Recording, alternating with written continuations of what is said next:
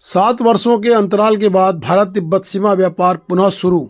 सीमांत के क्षेत्र में उत्साह। धारचूला के उपजिलाधिकारी आशीष जोशी के द्वारा ट्रेड कार्यालय का उद्घाटन रिबन काटकर किया गया। व्यापारियों को आज से परमिट वितरित कर दिए जाएंगे। भारत सरकार के द्वारा परमिट जारी कर दिए गए हैं। पिथौरागढ़ जनपद में स्थित ऐतिहासिक लिपुलेख व्यापार मार्ग से भारत तिब्बत सीमा व्यापार शुरू होने जा रहा है। 7 वर्षों के अंतराल के बाद यह व्यापार पुनः शुरू हो रहा है। कोविड-19 महामारी के कारण वर्ष 2019 से बंद यह व्यापारिक गतिविधि जून 2026 के प्रथम सप्ताह से पुनः शुरू हुई, जिससे सीमांत क्षेत्र के व्यापारी एवं स्थानीय लोगों में उत्साह का माहौल है।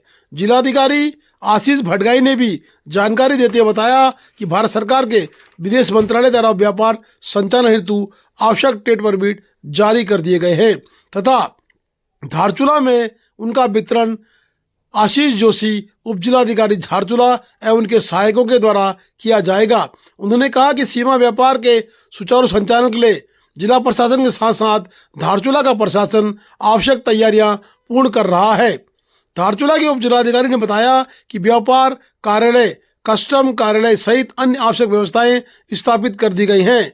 व्यापार अधिकारी एवं उपजिलाधिकारी धारचूला आशीष जोशी ने सीमा व्यापार संचालन की सभी तैयारियां पूरी कर ली हैं। सोमवार को धारचूला में आज ट्रेड कार्यालय का विधिवत उद्घाटन हो चुका है। रिबन काटने के बाद मिष्ठान वितरण कार्यक्रम भी किया गया। इस अवसर पर व्यापारियों को शुभकामनाएं देते हुए उन्होंने कहा कि व्यापार की समस्या के समाधान के लिए प्रशासन की टीम हर समय उपलब्ध रहेगी। इस वर्ष व्यापार व्यवस्था में महत्वपूर्ण बदलाव किया गया है। पहली बार भारतीय व्यापारी अपने सामानों को वाहनों के माध्यम से भारत तिब्बत सीमा स्थित इंडो तिब्बत ट्रेड पॉइंट तक पहुंचा सकेंगे। इसके बाद उन्हें केवल लगभग 2 किलोमीटर की पैदल दूरी तय कर चीन क्षेत्र में प्रवेश करना होगा। व्यापारियों का मानना है कि इससे समय, श्रम और लागत में कमी आएगी तथा व्यापार संचालन अधिक सुगम होगा। लिपुलेख व्यापार मार्ग ब्यास, दारमा एवं चौदास घाटियों के निवासियों के लिए लंबे समय से आर्थिक गतिविधियों का प्रमुख आधार रहा है। इस मार्ग से परंपरागत रूप से तिब्बती नमक, ऊन, चरु, कंबल व अन्य वस्तुओं का आदान प्रदान कुमाऊं क्षेत्र के कृषि एवं दैनिक उपयोगी उत्पादनों के साथ किया जाता रहा है। इस वर्ष भारतीय व्यापारी गुड़, मिश्री, माचिस व अन्य खाद्य पदार्थों एवं अन्य आवश्यक सामग्री तिब्बत ले जाएंगे तो वहां से ऊन, चरु, कंबल और अन्य उत्पाद लेकर वापस आएंगे। आज 7 साल के बाद 2019 के बाद आज 2026 में आज यहाँ पे ट्रेड कार्यालय का विधिवत उद्घाटन किया गया है। इसमें शासन और जिलाधिकारी महोदय के निर्देशों के क्रम में यहाँ से आज अंतर्राष्ट्रीय व्यापार की जितनी गतिविधियाँ हैं वो यहाँ से आज विधिवत प्रारंभ होंगी। इसके क्रम में हमने भारत सरकार से 300 ट्रेड पास की मांग की थी, जो कि हमारे पास पहुँच चुके हैं और व्यापारियों से लगातार आवेदन प्राप्त हो रहे हैं। वर्तमान तक हमारे पास लगभग 10 से 15 आवेदन आ चुके हैं। इसके क्रम में SIV की जांच इसमें उसके लिए भेजा गया है। SIV की जांच चल रही है और उसके उपरांत जैसी जांच हमारे पास इसकी पुष्टि होकर आएगी, इसके तुरंत बाद ट्रेड पास जारी कर दिए जाएंगे और व्यापारी फिर लिपुलेख के रास्ते से ट्रेड अपना दोबारा से शुरू कर सकते हैं। 2019 में हमारे लगभग 1 करोड़ 91 लाख का व्यापार हुआ था। इस बार इसी फिगर को टच करने को या फिर इससे ज़्यादा हम और ज़्यादा व्यापार करने की हमारी उम्मीद है। सर, एक समस्या अभी बताई गई है कि पोनी पोर्टर्स के लिए थोड़ी दिक्कतें हैं इस बार ITBP के द्वारा, वो कैसे सॉल्व की जाएगी? ITBP इसमें सिक्योरिटी एजेंसी के रूप में चिन्हित है। ITBP के साथ इसमें क्लोज कोऑर्डिनेशन सभी व्यापारी, जिला प्रशासन और अंतर्राष्ट्रीय व्यापार ऑफिस और सभी लोग बैठ के इसमें एक रेगुलर एक मिडिल ग्राउंड निकालने का ऐसा प्रयत्न करेंगे कि कैसे पोनी पोर्टर को हम और सुविधाजनक रूप से उपलब्ध कराते हुए व्यापारी को और सुगमता उपलब्ध कराएं। हमारा जो है तहसील प्रशासन, जिलाधिकारी महोदय, समस्त स्टाफ एवं जिला प्रशासन, राज्य सरकार एवं केंद्र सरकार को विशेष रूप से धन्यवाद देना चाहता हूं। और हमें व्यापार खोलने से हमारे व्यापारियों में एक खुशी का माहौल है और आपसी सहयोग आगे भी बना रहेगा और इस तरह से माहौल हिसाब से हमारा बना रहेगा। 7 साल लगे होते, 6 साल से 10 बार हम कैलाश व्यापार के इसमें हम आभार या धन्यवाद जितने भी जो है प्रशासन जो देते हैं जुटे हैं उनको धन्यवाद देते हैं। लेकिन हमारे विकल्प बहुत ज़्यादा है। एक पाला में जो है खच्चर रखने की, दूसरी जो है मतलब नेपाली देवा जो खच्चर करने वाले उनको जो है देने की, और हम 300 किलोमीटर जो है पैदल जाना पड़ेगा। शुल्क हमारी गाड़ी जाती है और 300 किलोमीटर तक देने से उसमें घुसने के लिए हमको पुलिस पाउडर की जरूरत है। हमारे व्यापारी सभी खुश, सब व्यापारी खुश है और बहुत अच्छा हुआ है खुल के, इससे ज़्यादा क्या कहेगा। तो 6 वर्षों का अंतराल काफी बड़ा अंतराल हुआ, बहुत ज़्यादा अंतराल है 6 वर्ष का।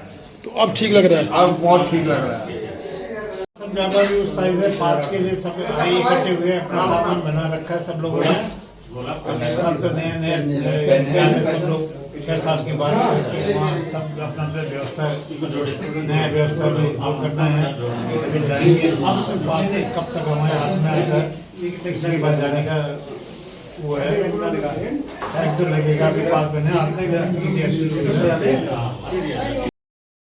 हमें तो बहुत खुशी हो रही है, क्योंकि देखिए हमारे यहाँ पहाड़ है, कोई दूसरा साधन तो है नहीं। हम सब अभी तक जो है खेती ही करके खाते थे और जो है तगला गोट व्यापार करके खाते थे। हमारे लिए तो ये जो कोरोना काल आया तो हमें लग रहा था कि शायद हम लोग बिल्कुल जी पाएंगे कि नहीं पाएंगे, और हमारा व्यापार बंद होने से हमें बहुत दुख हो रहा था कि किस ढंग से हम उभर पाएंगे, किस तरह से अपनी जीविका को चलाएंगे, अपने बाल बच्चों को कैसे पालेंगे। मगर आज हमें बहुत खुशी है, शासन प्रशासन सबका बहुत बहुत धन्यवाद कि आज हमें हमारा तगला गोट का बिल्कुल व्यापार खोलने से हमारा और हमारे आने वाले सभी का भविष्य जो है बहुत उज्जवल होने वाला है।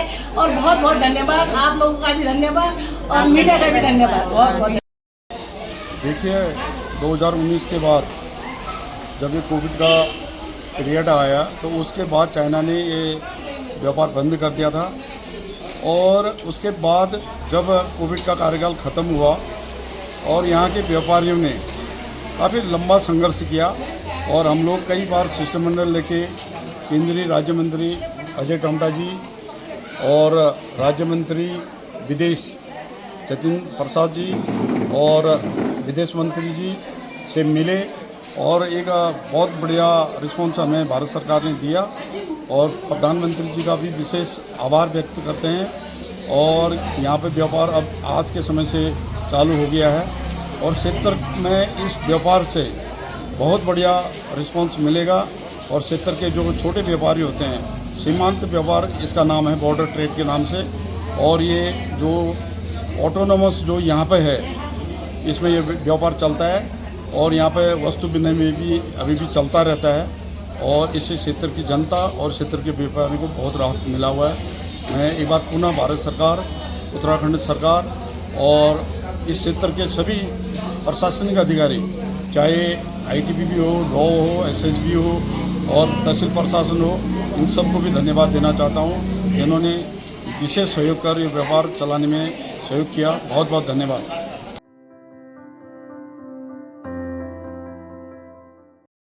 लगातार भारी बारिश से पेलसिटी में वाहन फंसने लगे हैं। लोडेड वाहन किसी भी तरह से निकल जा रहे हैं, परंतु अगर कोई खाली वाहन उक्त रोड में जा रहा है तो वो फंस जा रहा है। वाहन में पत्थर इत्यादि डालकर लोड बनाया जा रहा है जिससे वाहन चढ़ सके। प्रशासन को सूचना मिलने के बाद तत्काल BRO को दिशा निर्देश जारी कर दिए गए हैं कि पेलसिटी को ठीक किया जाए। BRO की हर साल का यही रोना है कि पेलसिटी जो कि अब S बैंड के नाम से मशहूर हो चुका है, उसका सुधारीकरण समय रहते नहीं करती है। अधिकांश यात्रियों के भी कई वाहन इस क्षेत्र में लगातार फंस रहे हैं और लगातार इंस्टाग्राम, सोशल मीडिया में मीम बन रहे हैं कि धारचूला में आना है तो S बैंड से बच के निकलना है। आज प्रशासन ने आशीष जोशी उपजिलाधिकारी के दिशा निर्देश पर BRO ने JCB लगाकर मार्ग को सही कर दिया है। अब देखना है कि BRO इस मार्ग में कितने दिनों तक अपनी मशीन रखती है, जिससे आदि कैलाश यात्रा सुगम और सुंदर तरीके से चलती है।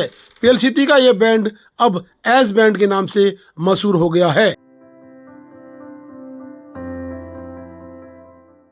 आदि कैलाश मार्ग में सेती गरब्यांग के समीप एक लोडेड ट्रक पलट गया, जिसमें एक व्यक्ति घायल हो गया है।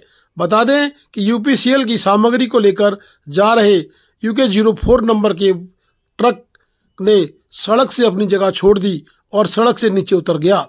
उस पे हेल्पर को चोट लगी बताया जा रहा है। एक व्यक्ति की पुष्टि की जा रही है जो कि घायल था और उसको धारचूला अस्पताल भेज दिया गया है।